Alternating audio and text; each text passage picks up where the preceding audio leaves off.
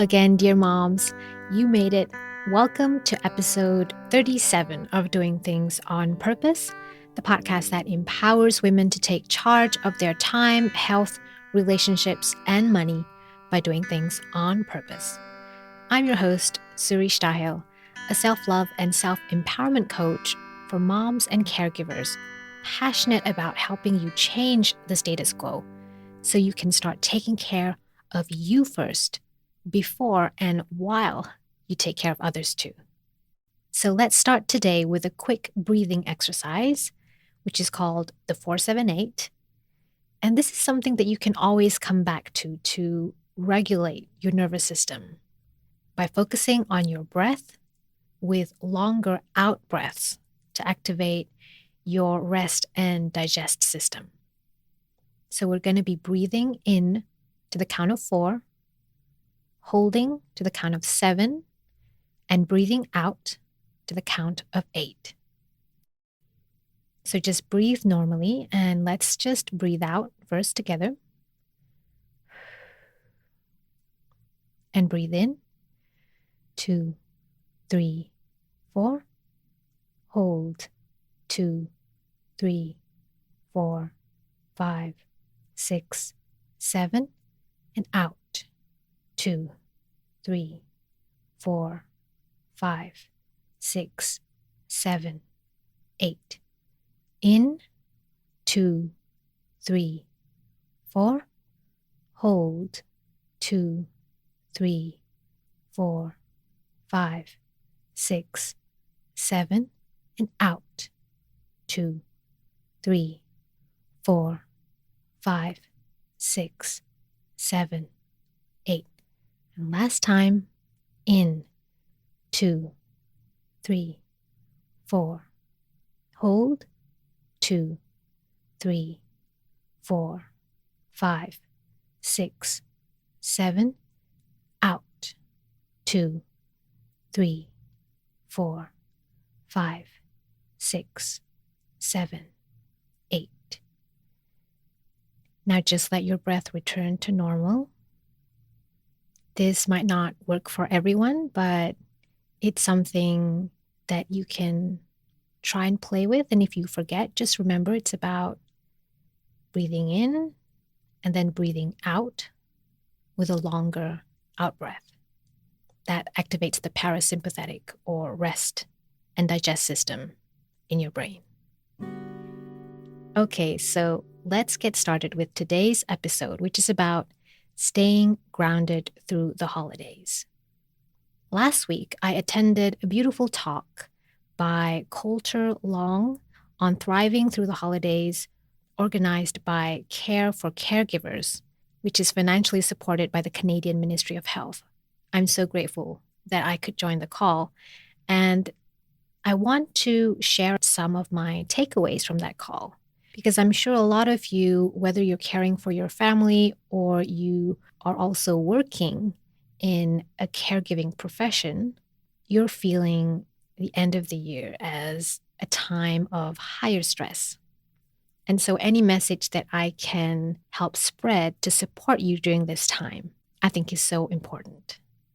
So in this talk, Coulter mentioned many scientific facts and strategies about stress that I already knew about, which was a nice confirmation for myself, but also a few things that I thought were interesting and new to me.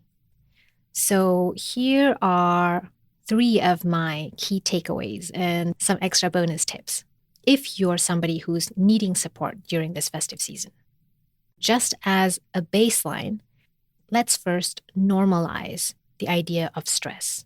Not that stress is healthy. I am totally against the hustle culture, but just the simple scientific and evolutionary fact that stress is actually just a normal response that our body sends out to protect ourselves against danger.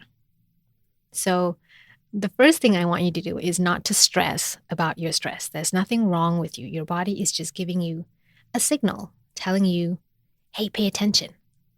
So whether it's stress from managing or attending family gatherings, to not having any extended family to gather with, or whether it's stress from being a person working in a sector where you are constantly worried about getting sick or having to work over the holidays, or even if you are just suffering from low mood during the darker winter months.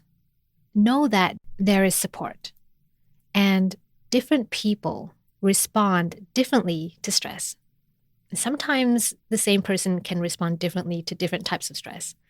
So you either get hyper aroused, which means you get fidgety, anxious, and your thoughts are racing, you have trouble sleeping. Or stress could cause you to be hypo aroused, which means you feel low, depressed, you just want to shut down and isolate. So between these two extremes is the middle portion where most of us want to be at, where we can experience some waves of stress or withdrawal, but at a healthy level, where we can still function, we can still feel grounded, we can still regulate ourselves, and we can still be present with whatever that's happening. So in previous episodes, I have shared bits and bobs of coping and self-regulation techniques that you can try. And I wanted to start by listing them here again so that it's all in one place. So get out your pen and paper. The first one is about using breath as a grounding exercise, which is something that we just did. That's just one example of what you can try. The second one is through physical movement, which helps you release that stressful energy, whether it's through exercise or dancing or just vigorous shaking. The third thing is spending time outside, and that could mean walking, jogging, hiking, or gardening. The fourth thing is engaging in an artistic or creative activity, like singing, music, creating art or craft, or even baking. And remembering that these things should never feel like a burden. Instead, it should be something that you actually enjoy. The fifth thing is connecting with animals or pets, which are great stress relievers. The sixth item is a form of meditation or silent practice or prayer. And then number 7 is yoga, which I love and do every day. I love yoga with Adrian. Number 8 is thinking about a tech detox. And I do this too on Sundays. We have media-free days, which means no handphones, no computer, no television. And it has been so helpful to just feel like you're somewhat in control of this tech addiction we all have. Number 9 is about prioritizing joy and play. Just means having fun and doing something cozy, like reading a bedtime story to your kids, retelling that time when you met your partner, thinking about the most joyful Christmas experience you had, or that favorite cookie your grandma or mom used to bake. And number 10 is about social connection through meeting a safe person, whether it's someone in our family, our friend, a counselor, a therapist, or even a coach like myself, where you can feel safe, seen, heard, and understood. So these are all of the many options, in this case, 10 options for you to choose from, things that you can do or behaviors that you can incorporate into your life to help you become more resilient during this time of year. Well, actually, of course, it's during the whole of the year, but especially during this time.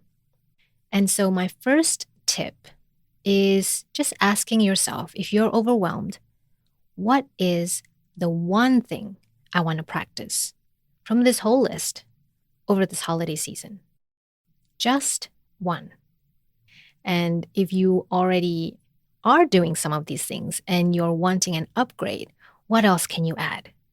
And then my number 2 tip is, when it's feeling too much, what is my 15% solution to this?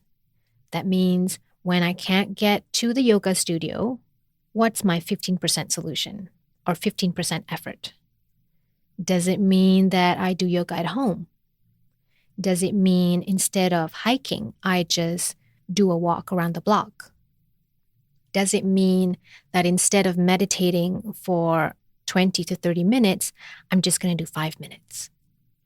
Whatever it is, figure out a way to make it possible for you to commit to that practice that you want to do this holiday season, even in small increments.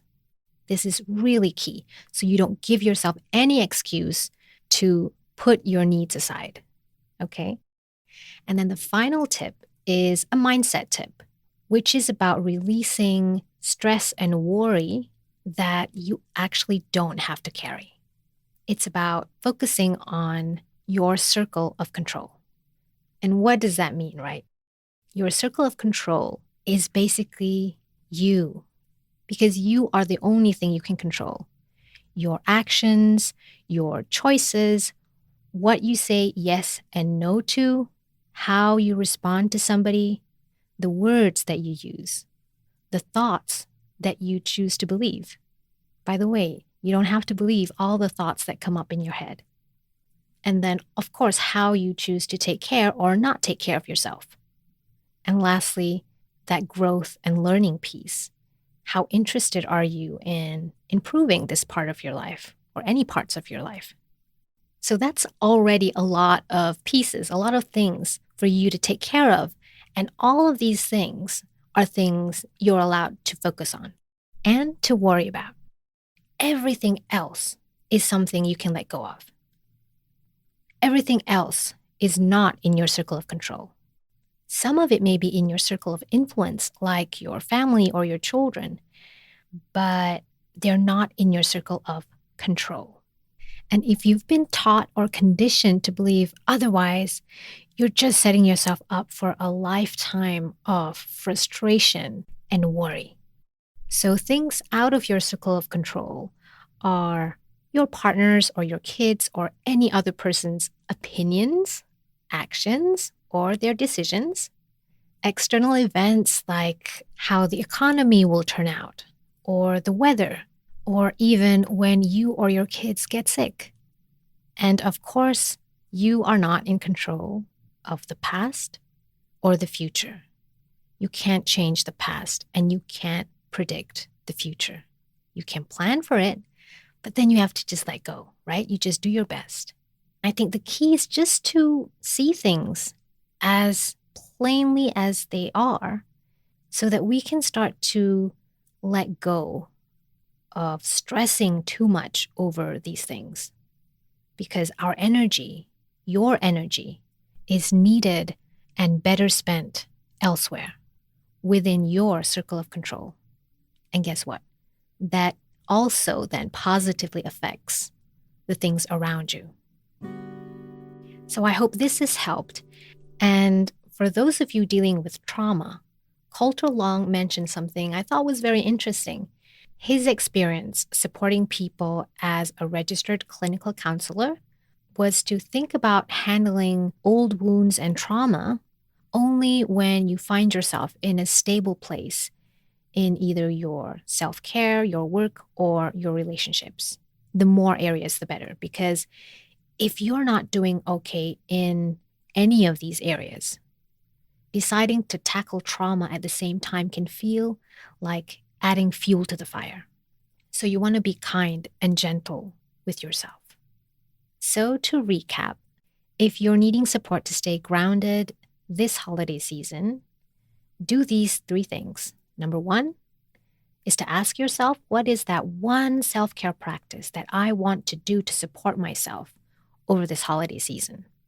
I'll include all the 10 options I mentioned on the show notes, and you're always free to choose more than one if it's within your capacity. And number 2 is when it feels too much some days, what is my 15% solution to this? How can I still do this, but the light version? Don't give yourself any excuses to put yourself last. And number 3 is to focus on what is actually in my circle of control and what can I loosen my grip on and worry less about. All of those things that are outside my circle of control. And lastly, if you are a mom or caregiver who is actually thriving during the holidays and you have more to give, I'd like to invite you to think about how you can support others who might be struggling at this time. How can you be that safe social contact for someone else, for instance? How can you listen better, be compassionate about, suspend judgment, and just be witness to somebody else during this time of year with no agenda and no pressure to give advice or fix things? That way you can give someone a gift better than any present they will receive this year. The gift of being seen and the gift of being heard through your presence. So I hope this episode has helped you feel supported during this time of year. And if you like this episode, please don't forget to leave a positive review, a like, follow, subscribe, or share it with a friend. It really helps. And if you need coaching support from me, you can go to suristahil.com and check out my offerings. And to access that list of 10 self-care activities, go to the transcript or show notes at suristahil.com/37 for this episode 37. And for some personal shares from me, you can find me on Instagram, Twitter, Facebook, or YouTube. I wish you a wonderful holiday season ahead with your loved ones. Enjoy them. And I'll catch you again next time.